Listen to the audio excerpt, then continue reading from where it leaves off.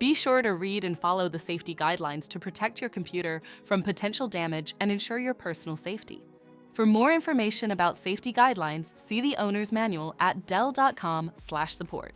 Before you begin, turn off the computer and disconnect all the attached peripherals. Loosen the captive screws holding the base cover in place.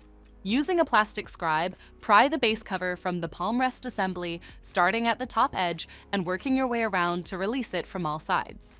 Now lift the base cover from the palm rest assembly. If your computer is unable to enter service mode, disconnect the battery cable from the system board.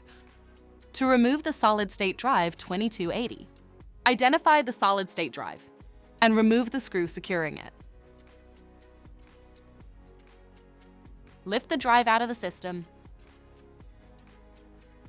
To reinstall the solid-state drive 2280, place it back in the system and tighten the screw to secure it. If the battery cable was disconnected earlier, make sure to reconnect it to the system board. Next, align the base cover with the palm rest assembly and gently place it into position. Tighten all required screws to secure the base cover in place.